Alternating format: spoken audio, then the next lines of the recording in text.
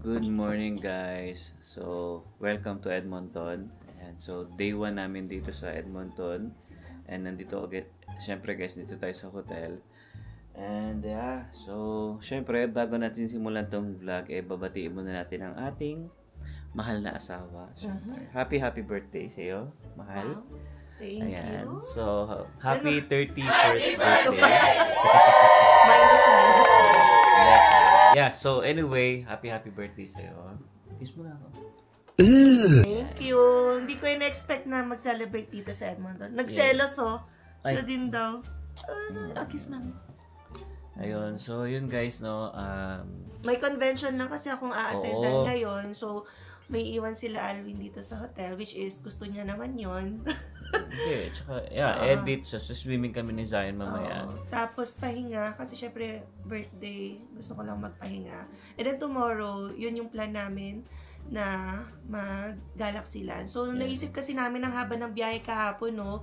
Try sana namin kasi humabol sa Christmas party sa Focus for Christ. Maganda rin yun sana talaga. Ang daming friends namin na attend. Kaya lang, kung hahapunin ako dito sa gabi convention, sobrang gabi na makakarating doon, tapos pagod-pagod pa.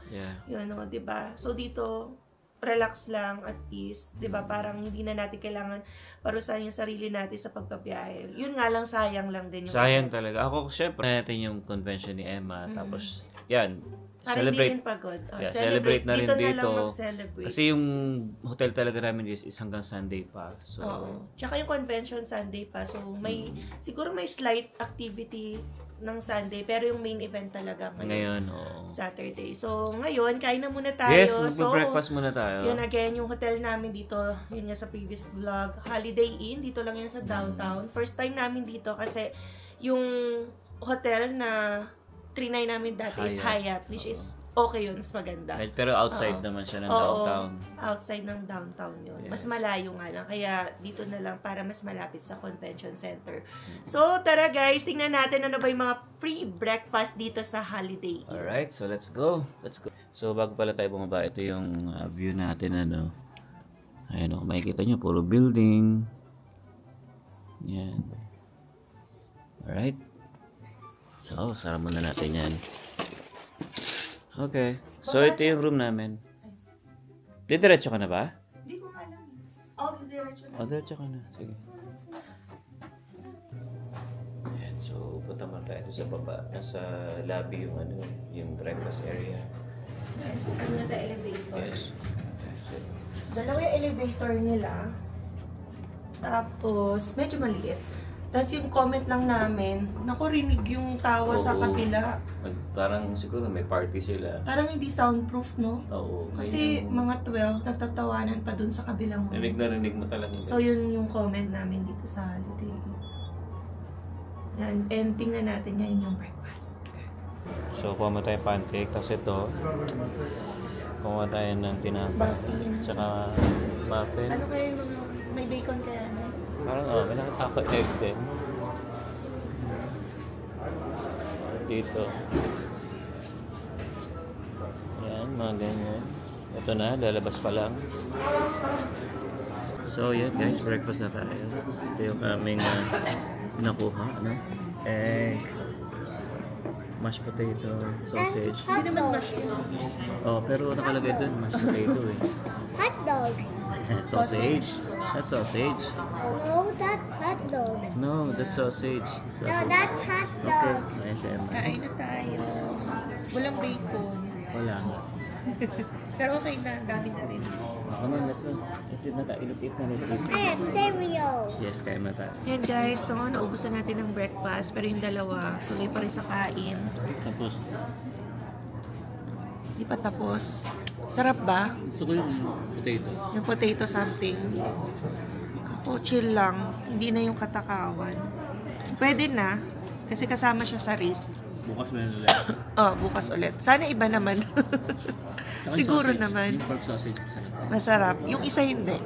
Kasi dalawa yun eh. Parang yung turkey. Turkey yata yung isa. Hindi ko bet. So yan. Kain naman lang tayo ngayon ng yogurt. And ito, ano to? Orange juice? Orange juice. Zion, you eat your pancake.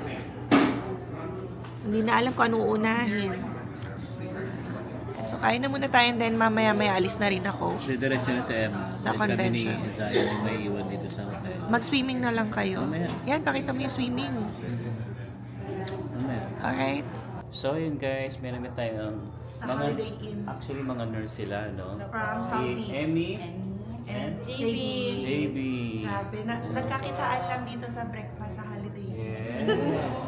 Yan, may orientation din sila for nurses naman. Galing ha, si Pinya from ano pa nga galing? Saudi Arabia. Saudi rin pala sila. Mga Damam ako experience. siya, Riyadh. Oo. From Damam, hello po. So ilang days na kayo dito? Yeah, buko mga since ano ako dito, September. Okay. Pero recent lang ito, within the month lang. So, November 13 ako dumating. November 13 siya. 2 weeks pa lang ganun. Fresh na fresh. Fresh na Hindi fresh. pa ako nakarating ng Calgary. Diretso talaga? Edmonton. Di ba? Dito kami, Diretso diretso yung orientation. flight. Pero Calgary talaga kayo? So, Calgary. Okay. Oh, so sino shout Ako ngayon, out uuwi nyo? pa ako ngayon. Talaga? Oh, may shoutout? Hello po sa mga taga-Damam. Kamusta po kayo dyan? Yes, hello naman. Mga taga-Saudi. Saudi. Mga Riyadh. Ayan. Riyadh. Taga-Riyadh naman. Ah. See you sa Peter Lohin Hospital Center. Wow! Yeah. Oh, ito yung mga Foothills. kasama niyo. Sino yung mga Foothills. friends Oh. natin, job nurses, no? Oh, Peter Lohin, Foothills. Ang dami rin natin kilala. Ano, ito yung mga magiging kasama niyong nurses. Yeah. Thank you, thank you. Thank you! So guys, dito pa rin tayo sa hotel. Ayan, so kami ni Zion nagpapahinga. Si Zion kanina patulog to eh. And then, yun, tumawag si Emma. At ako sa inyo yung labas. Ayan, sobrang lamig actually. Minus 18 ngayon dito. Tapos may naisip lang ako guys. Bumili kasi ako ng ng kandila. So may naisip kasi ako guys. So bumili di ba kami kahapon ng donut. So wala kasi ako makita. Hindi na kasi kami nakapag-ikot talaga kagabi pag uwi namin. So ang ginawa ko, pero may dala tayong kandila kasi. Sabi ko nga dito na lang ako bibili. Pero naisip ko, dito natin lagay sa donut. Yan o. Actually, to eh. Bumili ako ng kandila. Oh, mga 6 na piraso. Pero lagyan natin 3 para I love you. No, sindihan natin mamaya para pagpasok niya dito, ma-surprise siya. Pero mamaya, magdi-dinner talaga kami ni Emma. So, syempre, celebrate natin yung kanyang birthday. So, nagkataon lang kasi talaga guys na may kailangang puntahan si Emma dito sa Edmonton. At napaka-importante yon para sa trabaho nila. Kaya hindi kami makapaghindi. Kaya sinamahan ko na rin siya. And umabsent na rin ako sa trabaho ko. So ginamit natin yung leave natin. Kasi ang plano talaga nung una ay magbaba siya. So magpi-Flixbus dapat siya. Pero hindi rin ako kampante kasi guys. Syempre parang magba-birthday siya. Tapos wala kami. Kumbaga magta-travel siya mag-isa. Tapos una pang plano talaga namin. Kasi nga may pasok ako no. At wala namang pag-iwan kay Zion. So may iwan talaga. Hindi naman niya pwedeng dalhin si Zion dito. Dadalawa lang sila. Tapos may hirapan siya. So ang plano talaga nung una, magbabas ulit siya pabalik. Kasi habulin sana namin yung Christmas party. Pero sabi ko wag na. Absent na lang ako. And kumbaga minsan lang naman umabsent. And syempre para makasama ko rin siya sa birthday niya. At masalubong naman yung birthday niya syempre. Then sabi ko, sige absent na lang ako para at least magkakasama kami 3. So yun, anyway, so mamaya nga, after na to, pagdating niya, magbibis lang kami ni Zion. Ayan, gising na pala si Zion. Ayan, so magbibis lang kami. Then punta kami ng WEM. Then doon na lang kami maghanap ng siguro restaurant para i-celebrate yung birthday niya.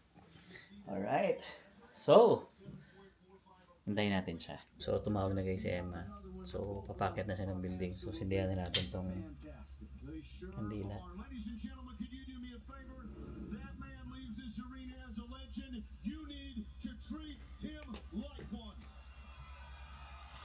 Yun o. Nagdala na rin kasi ako ng lighter. Okay?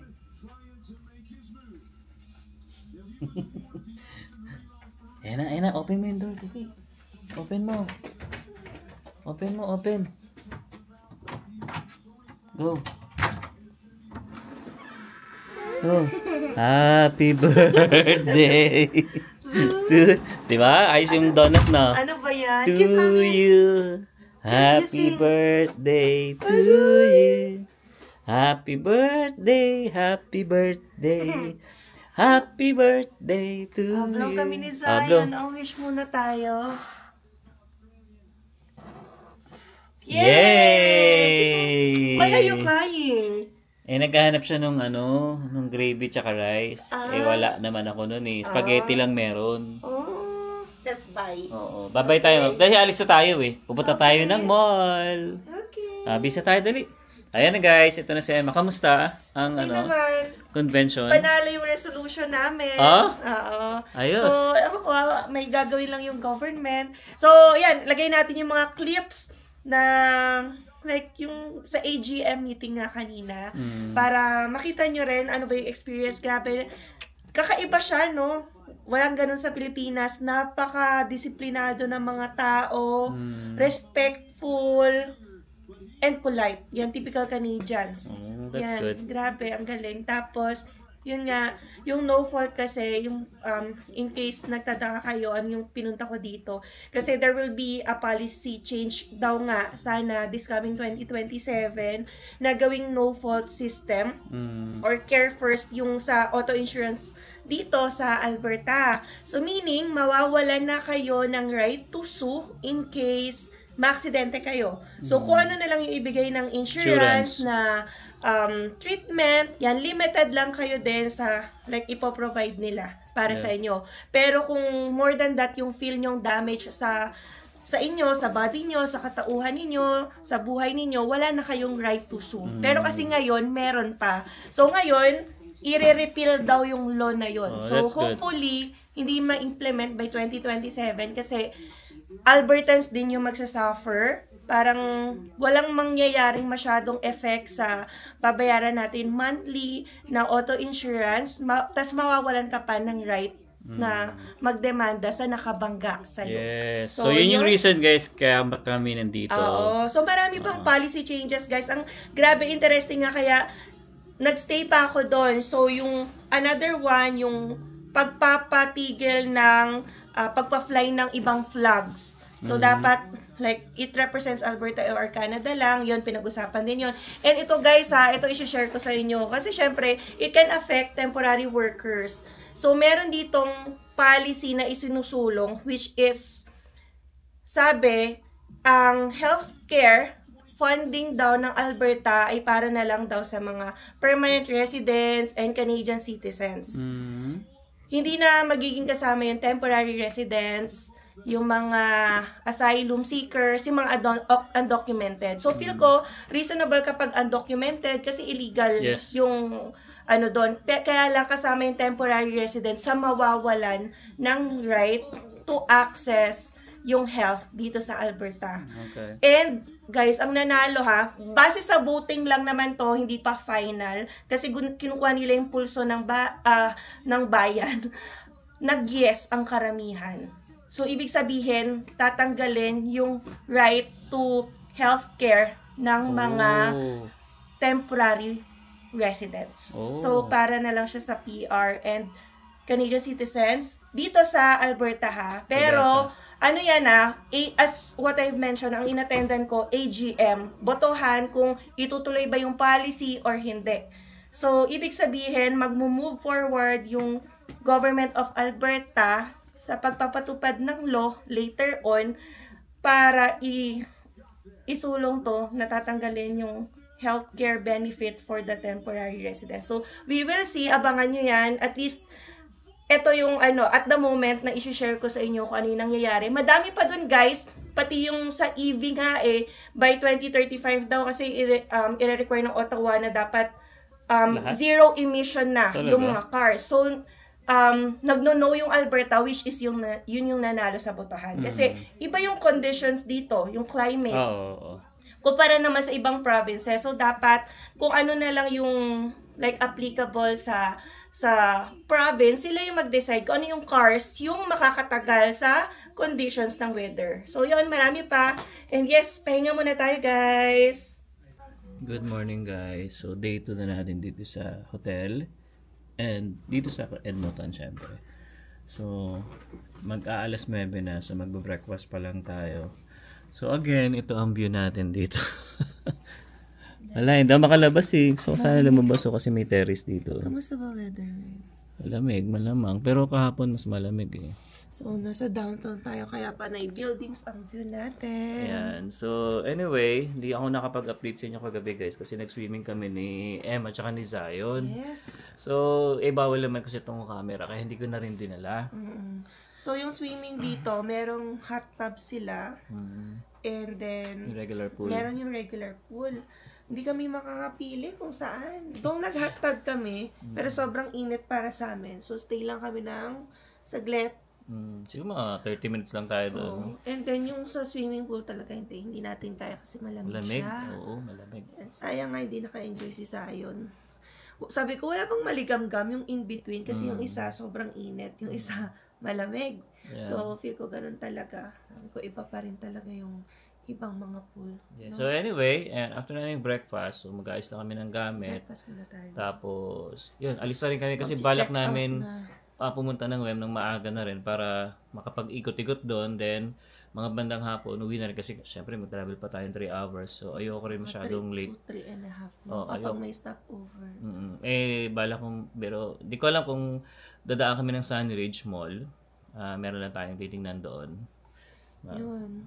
So, Yeah. yan. Balak ko kasi, yan, first time namin itatry yung Galaxy Land. Since nga kahapon, yan, hindi kami nakapag-celebrate masyado ng birthday ko. Since nga yun yung Birthday mo. convention. Yeah. Oo, tapos dito na lang kami nagstay sa hotel kasi sabi ko, bukas na lang natin i-celebrate. Parang hindi na rin kami pag ganong-ganon, guys.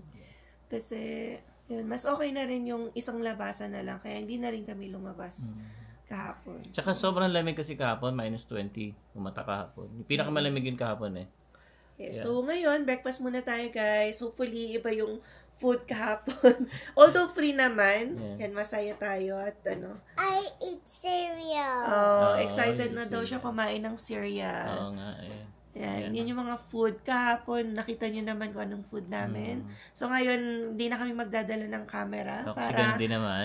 ma-enjoy natin ang pagkain ng breakfast. Alright, let's go, So, guys. let's go. Alright, guys. So, katatasan natin mag-breakfast. Yes. Ayan. So, same breakfast lang din siya kahapon actually.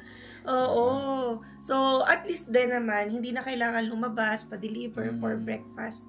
Yan, at least may mga hotels din kasi na walang kinikater na free breakfast. Yun nga pala guys, no? Actually, yung binook namin dito is may kasama dapat na dinner yon. Or So, lunch. Pero, nagka-problema. basta sa booking ng website. So, in-address na nila yon and then magre-refund sila ng like $80 for the damage. Kasi nga sa website, parang represented nila na pwede kaming mag-add-on, yun, which is sinelect kong add-on, yung lunch or dinner. Pero dito pala sa hotel na to, walang in-offer na ganun. So, conflict yun. Yeah.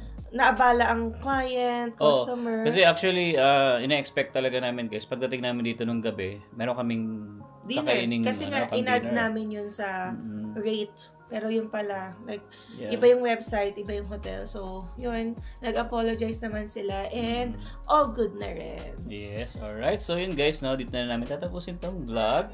And, So, later on, yan, sa Yeah. next vlog namin, yung pagpunta namin sa WEM. So, abangan nyo rin yung aming next vlog. So, gagala lang tayo and we'll try to enjoy the rest of the day here in Edmonton. alright, so hanggang dito na lang. We'll see you on the next one. Peace! So guys, may nagre-reklamo dito yung batuta. Yung ending kasi natin. Kasi alam nyo na guys, once na nag-end tayo ng video, lagi siyang sisingit. Kaso na, siya. Sige, ganito na lang. dahil gusto mo to ha? You'll see you on the next one. Peace!